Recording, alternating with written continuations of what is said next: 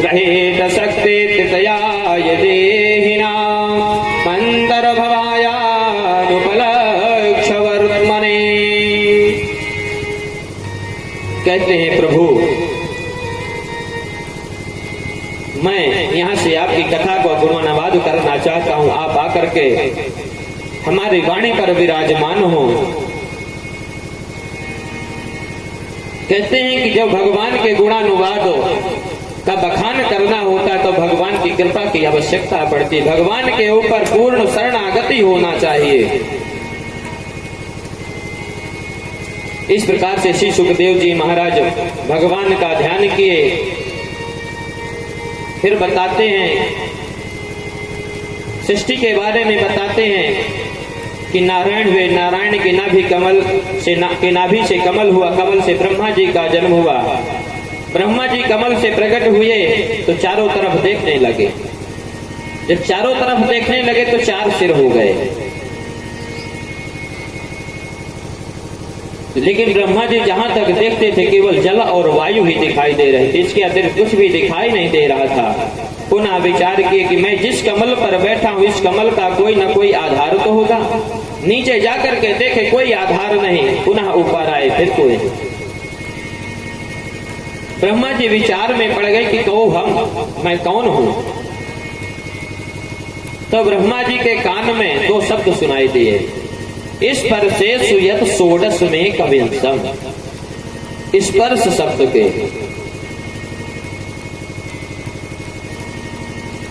का से लेकर के मां तक के स्पर्श शब्द कहे जाते हैं। उसमें 16वां और 21वां अक्षर पड़ता है ता और पा, यानी आप तप करो। ब्रह्मा जी बात समझ गए और तप करने में लीन हो गए। जब ब्रह्मा जी तपस्या करने लगे तब ब्रह्मा जी के हृदय में भगवान के द्वारा चतुश्लोकी भागवत का वर्णन किया गया। ब्रह्मा जी को आज भगवान चतुश्लोकी भागवत प्रदान किए और कहते हैं कि मैं अपना गोपनीय ज्ञान आपको प्रदान कर रहा हूं। यह पूरा ज्ञान नहीं है, यह मेरा अनुभव का ज्ञान है। अहिमेवाशमेवाग्रे नान्यदत् सत् सत्परं पश्चादहं यदेतच्च यो वशिष्येत सोऽस्म्यहम्। कहते हैं अहिमेवाशमेवाग्रे, सृष्टि के पूर्व में केवल मैं ही मैं था और कुछ भी नहीं था, और जो मैं भी था वह निष्क्रिय था, ना स्थूल था ना सूक्ष्म था,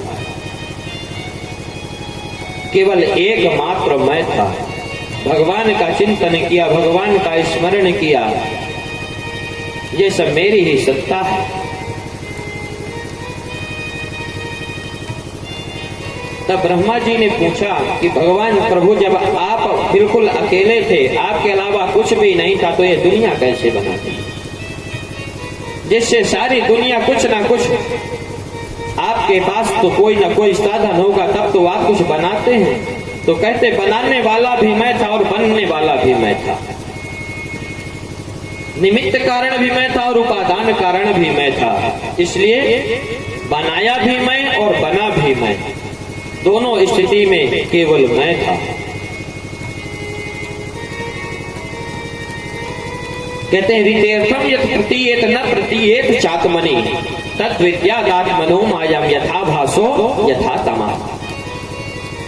यत् प्रतीयेत, जो दिखाई देता है वह नित्य नहीं है, जो नहीं दिखाई देता वह नित्य है।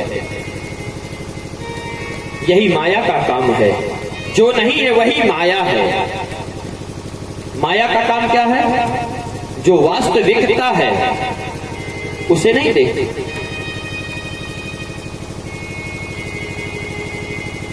इसलिए हम आप भी ये जो देख रहे हैं, हमारे आपके जो नाते रिश्तेदार हैं, यही माया है। जब माया विलीन हो जाएगी तब हमें परमात्मा की याद आती है। कहते हैं इस संसार में परमात्मा के बिना कुछ भी नहीं है। सभी जगह परमात्मा की सत्ता है। तो हरि व्यापक सरोवर कमाना, हरि व्यापक सरोवर कमाना, प्रेमोत प्रगट मोहि में जाना, प्रेमोत प्रगट मोहि में जाना, हरि व्यापक हरि व्यापक भक्ति समाना, प्रेमोत प्रगट मोहि में जाना, प्रेमोत प्रगट प्रेमोत प्रगट मोहि में जाना। कहते हैं इस दुनिया में हमें जो भी दिखाई देता है वह सब माया है। उदाहरण के तौर पर समझें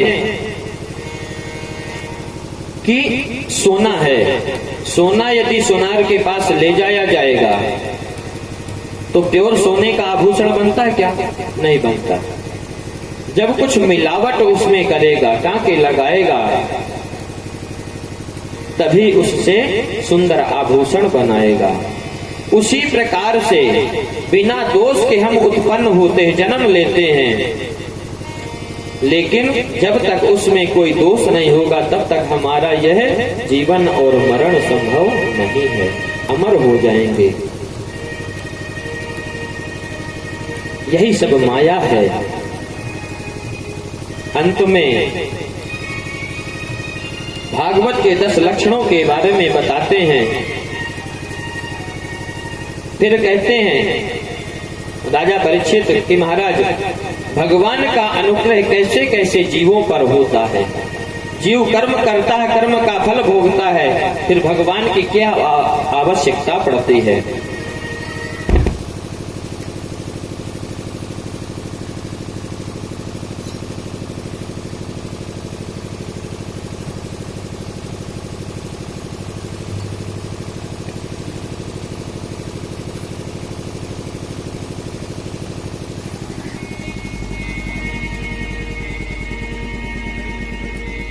तब श्री सुखदेव जी महाराज कहते हैं कि उदाहरण के तौर पर समझिए कि परमात्मा एक राष्ट्रपति शासन के रूप में है। जब जरूरत पड़ती है तभी राष्ट्रपति शासन लगा दिया जाता है। परमात्मा की कृपा स्वतंत्र होती है, उस पर कोई नियम लागू नहीं होता है। भगवान बहुत जल्दी मिल जाते हैं, ऐसी कोई जरूरी बात नहीं है। ना जाने भगवान कब मिल जाएं, कोई ठिकाना नहीं है। रास्ते चलते में भगवान मिल जाएं। फिर कहते हैं कि भगवान शुद्ध आचार विचार वाले को बहुत जल्दी मिल जाते हैं, ऐसी कोई बात नहीं है। एक बहेलिये के ऊपर भी भगवान प्रसन्न हो जाते हैं, जिसका आचरण कभी ठीक नहीं होता। कहते हैं भगवान बुद्धों के ऊपर कृपा करते हैं, ऐसी कोई जरूरी बात नहीं। ध्रुव जी तो 5 वर्ष के बालक थे। कल हम आप ध्रुव जी का पावन चरित्र श्रवण करेंगे।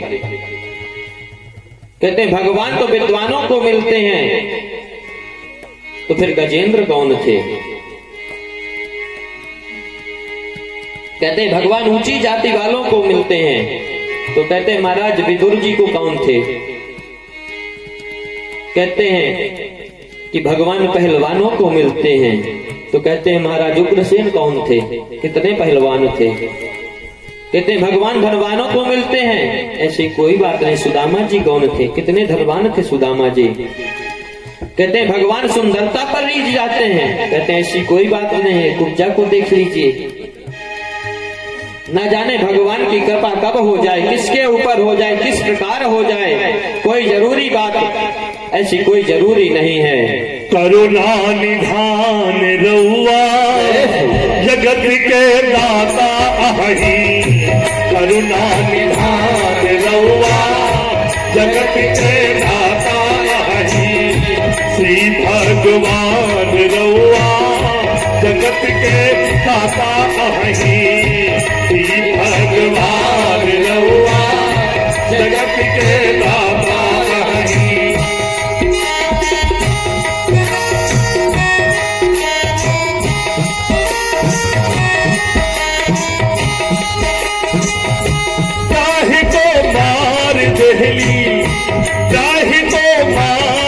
देहली जग तो उबार देहली श्री भगवान रउआ जगत के दाता हैं करुणा निधान रउआ जगत के दाता हैं श्री भगवान रउआ जगत के दाता हैं।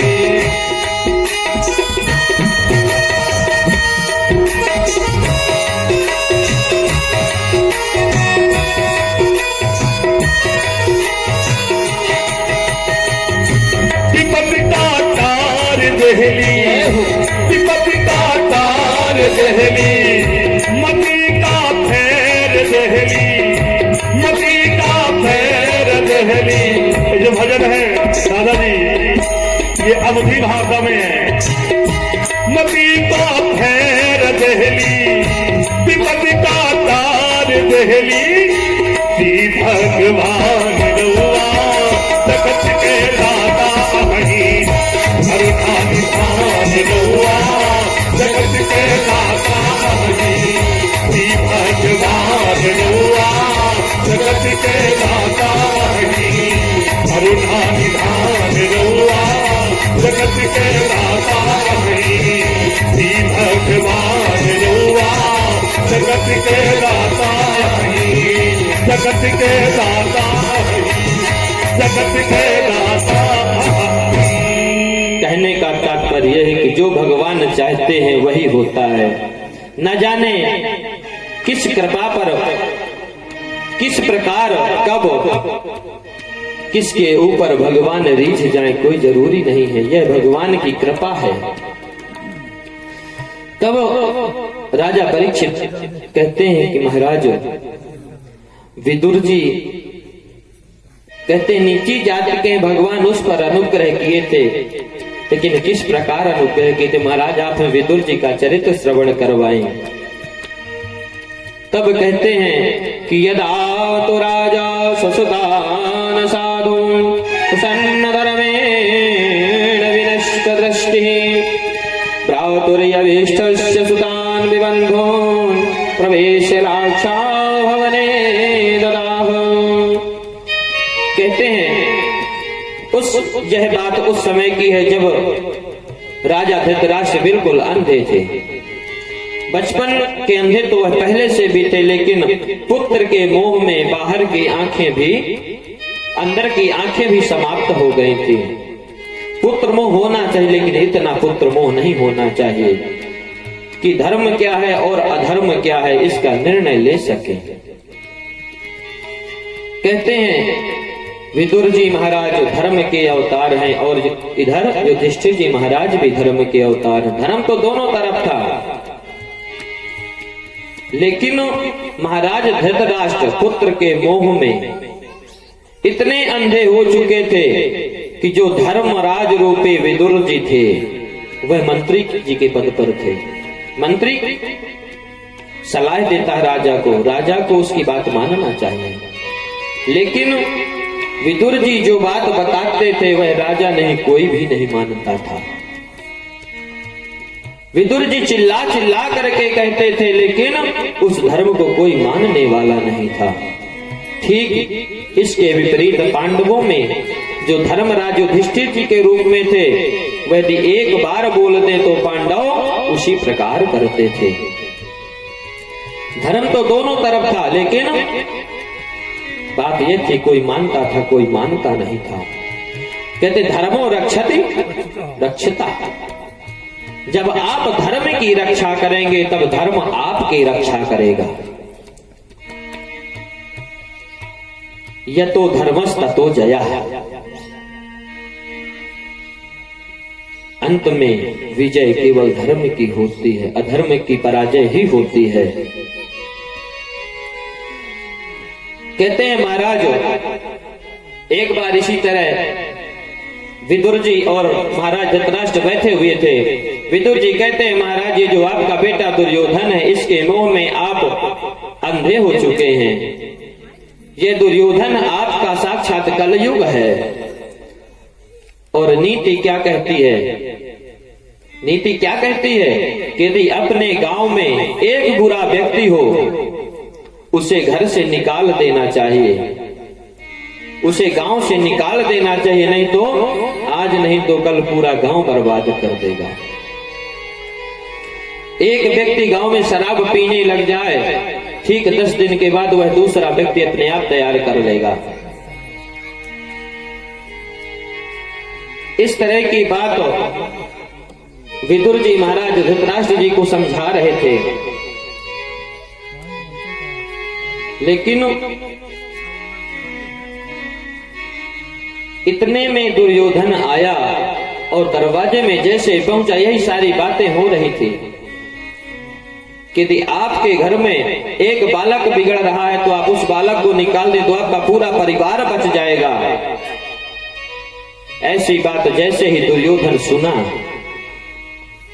आकर के विदुर जी को खरी खोटी बातें सुनाने लगा। कहता है, ये दासी पुत्र विदुर, मेरा ही धन खाते हो और जिस पत्तल में खाते उसी में छेद कर रहे हो।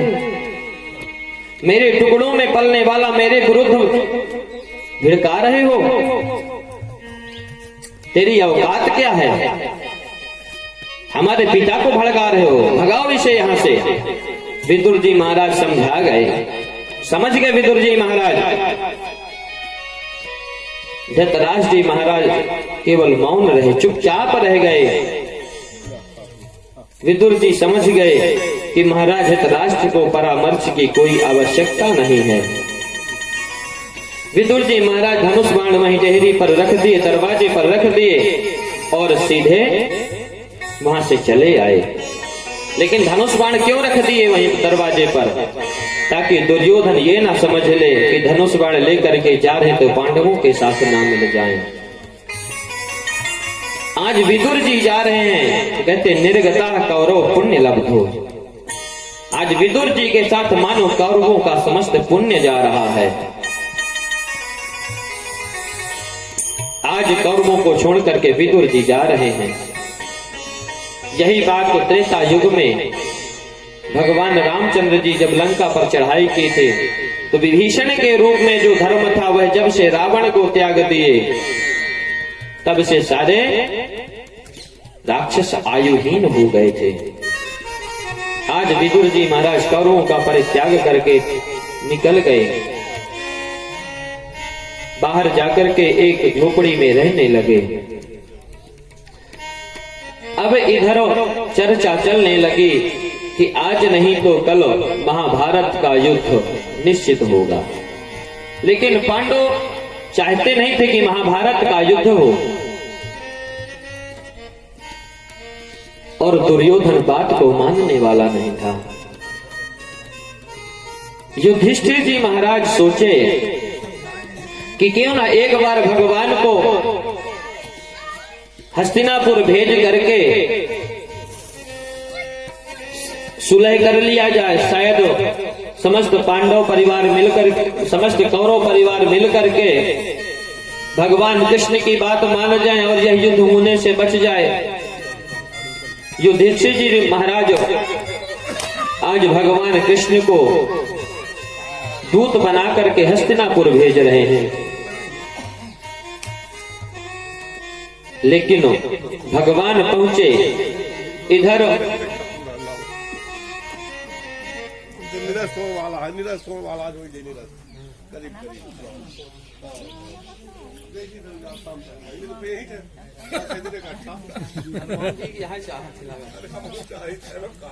तो श्रीमन्नारायण नारायण नारायण श्रीमन्नारायण नारायण नारायण श्रीमन्नारायण नारायण नारायण बद्री नारायण नारायण नारायण बद्री नारायण नारायण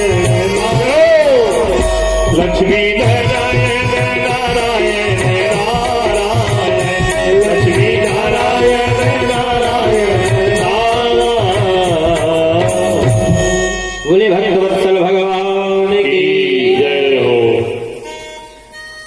आज भगवान हस्तिनापुर इधर दुर्योधन को पता चला कि आज माधव हमारे हस्तिनापुर आ रहे हैं। अपनी हस्तिनापुर नगरी को दुल्हन की तरह सजवा दिया, जगह जगह पर फूल माला बंधनवार तोरण लगवा दिया ताकि भगवान आए और प्रसन्न हो जाएं। इधर विदुर जी को पता चला कि आज माधव हस्तिनापुर आ रहे हैं। आज मैं भी देखता हूं जरा कौरव और पांडवों के भाग्य में परमात्मा क्या लिखते हैं।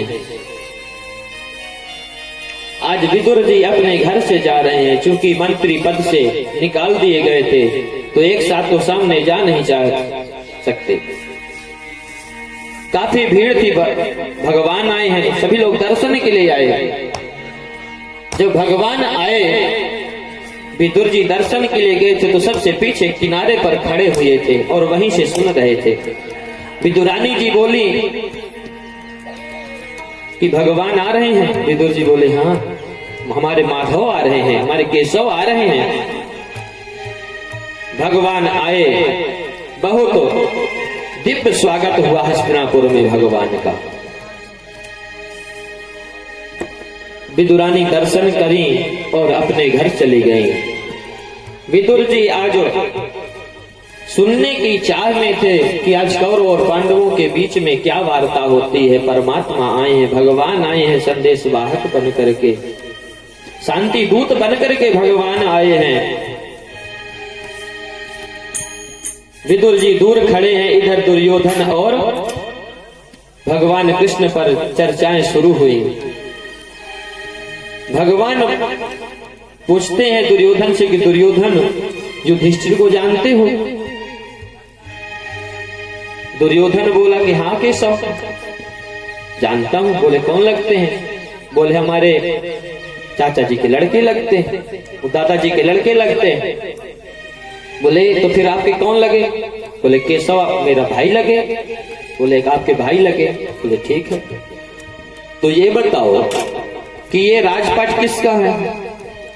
बोले हमारे पिताजी का। बोले आपके पिताजी को कौन दिया? बोले उनके पिताजी। बोले उनके पिताजी को कौन दिया? बोले उनके पिताजी। तो भगवान बोले कि जब उनके पिताजी का है, यानी आप दोनों के बब्बा जी का कहलाया, तो इस राजपाट में उनका भी अधिकार है। दुर्योधन बोला हाँ केशव अधिकार है, ये तो मैं भी जानता हूं अधिकार है। तो भगवान बोले तो फिर इसमें बंटवारा होना चाहिए। दुर्योधन बोला बिल्कुल बंटवारा होना चाहिए। लेकिन भगवान बोले भाई बंटवारा होना चाहिए फिर करो। तो दुर्योधन कहता है केशव मैं तो सारी बातें जानता हूं लेकिन बंटवारा नहीं करूंगा। बोले ठीक है, यदि आप आधा राज्य नहीं देना चाहते हो तो 5 गांव दे दो। दिल्ली के उस तरफ पड़ते सोनीपत, पानीपत, अंबाला, इस तरह के 5 गांव दे दो। तो दुर्योधन कहता है केशव सुचक्रे नैव दास्यामि बिना युद्धेन केशव, मैं सुई के नोक की बराबर भी जमीन नहीं दूंगा बिना युद्ध के। भगवान कहते हैं दुर्योधन तुमने युद्ध का नाम अभी केवल कानों में सुना है, आंख से नहीं देखा। न जाने कितने बालक अनाथ हो जाते हैं, न जाने कितनी माताएं विधवा हो जाती हैं। तुमने अभी तक युद्ध देखा नहीं है, खून की नदियां बह जाती हैं दुर्योधन युद्ध में। सारी बातें हो रही थी, दुर्योधन बात को हटाते हुए बोला कि केशव हटाइए ना सारी बातें, सब बातें तो बाद में हो जाएंगी। मैंने आपके लिए सुंदर 56 भोग बनवाया, पहले भोजन हो जाए।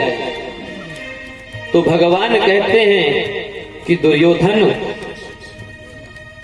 भोजन 2 स्थिति में किया जाता है, या तो खिलाने वाले के अंदर इतना प्रेम हो कि इतने प्रेम से कह रहा है कि उसे भोजन करना ही पड़े। दूसरी परिस्थिति में कि सामने वाले को इतनी भूख लगी है, इतनी भूख लगी है कि वह भूख से तड़प रहा है, आप उसे भोजन ना भी दें तो जबरदस्ती जाकर के मांग के खा लेगा। इसी को कहते हैं अभाव और प्रभाव।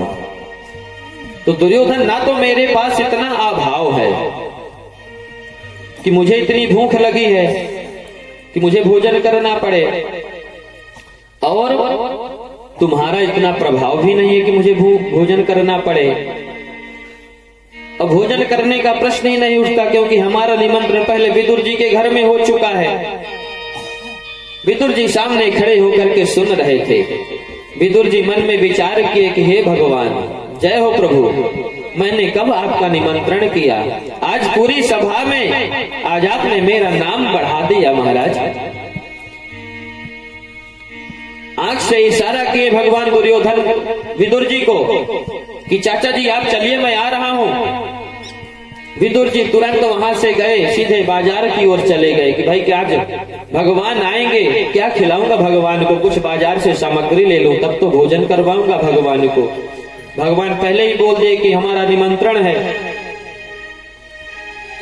अब भगवान सारी बात हुई और वहां से चल दिए। सीधे विदुर जी के घर गए भगवान। वहां जाकर के दरवाजे की सांकर खटखटाए। उधर विदुरानी जी स्नान कर रही थी और मन में भगवान के भजन गुनगुना रहे थे।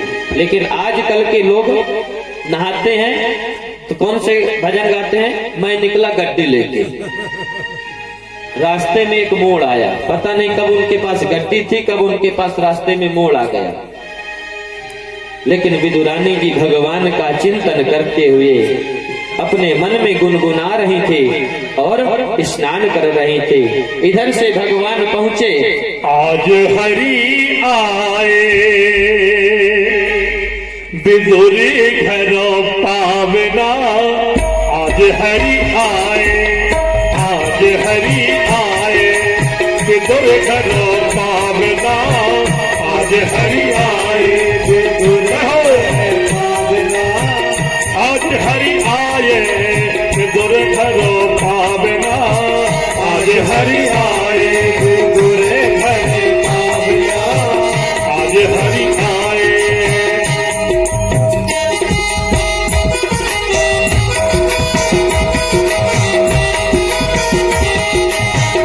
जय हो, ताली बजाते हुए देर आ गए। विदुर नहीं घरों थी विदुरानी, आपत देखे सारद पानी, आपत देखे सारद पानी, फूली अंगो समाये न चिंता, भोजन कहाँ जीवो भावना, आज हरि आए विदुर घरों पावना, आज हरि आज हरि आए विदुर घरों पावना, आज हरि आए। देखिए, आज विदुर जी के घर में भगवान पहुंचते हैं। आज विदुर जी के घर को पवित्र करते हैं भगवान। अपने मन में विचार कीजिए, यदि भगवान हमारे घर भी कभी आए और हमारे घर को भी इसी प्रकार से पवित्र करें।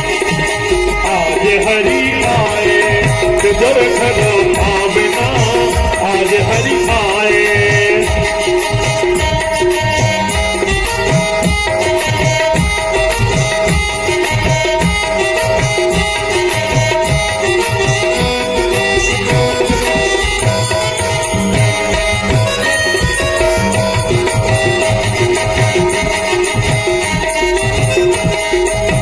तेरा बहुत प्रेम से लाई गिरी गिरी जो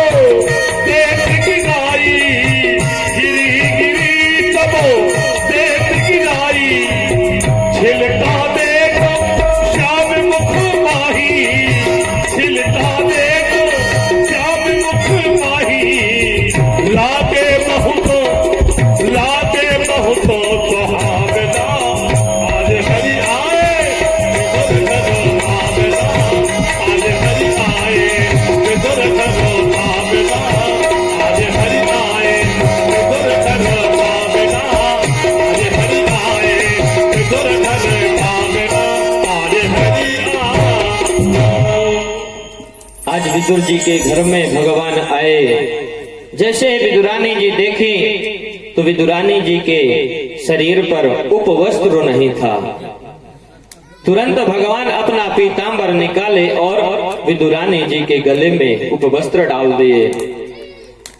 विदुर जी जैसे ही विदुरानी जी भगवान को अंदर लेकर के गई, पटा रखा हुआ था पीढ़ा, उसमें भगवान को बैठने के लिए दी, लेकिन किस प्रकार पीढ़ा उल्टा करके रख दिए। उसमें भगवान बड़े भाव के साथ बैठ गए। बोले चाची, ओ चाची, मुझे भूख बहुत लगी है, भूख के मारे मेरा पेट दर्द कर रहा है, कुछ उपाय करो। चाची बोली कि चाचा जी आप बाजार से कुछ आते होंगे, जरूर कुछ लेकर के आएंगे। भगवान बोले मुझे बहुत भूख लगी है चाची। विदुरानी जी बोले हाँ याद आया, अभी एक केला की घोर कल ही चाचा जी ने तोड़ा था। विदुरानी जी उस केला की पूरी घोर ही लेकर के आ गई और केला एक एक तोड़ रही है विदुरानी जी और भगवान को खिला रही है। लेकिन कैसे खिला रही हैं? केला को छील करके छिलका भगवान को खिला रही है और केला बाहर फेंक रही है। इसी प्रकार से भगवान आधे से ज्यादा केले के छिलके खा गए। विदुर जी आए, भगवान को प्रणाम किए, देखे तो केला उधर पड़े, छिलके का पता नहीं। भगवान के चरण पकड़ लिए विदुर जी। बोले केशव नाराज मत होना, आपकी चाची इतनी भाव विभोर हो जाती है कि ठिकाना नहीं रहता। केशव इसको हटाइए, मैं आपके लिए देखिए क्या लेकर के आया हूं मार्केट से। अनेक प्रकार की मिठाइयां विदुर जी लेकर के आए थे और परोस करके भगवान के सामने रखे। एक पीस मीठा भगवान ले करके खाए। बोले चाचा जी, इस मीठा में वह स्वाद नहीं मिल रहा जो चाची जी के छिलके में मिल रहा था। यही बात त्रेता युग में सबरी थी। भगवान रामचंद्र जी को जूठे करके बेर पहले चख के फिर भगवान को खिलाती थी। जो बेर खट्टा होगा वह भगवान को खट्टा लगेगा, जो मीठा होगा भगवान उसे खा के बहुत प्रसन्न होंगे। लेकिन लखनलाल जी वहीं पर थे, क्रोधित हो रहे थे। लेकिन भगवान प्रभु राम को इससे क्या मतलब, कौन क्या खिला रहा है, कितने भाव से खिला रहा है, यही बात भगवान कृष्ण के साथ भी चल रहा है। भगवान कहते हैं कि चाचा जी मैं तो केवल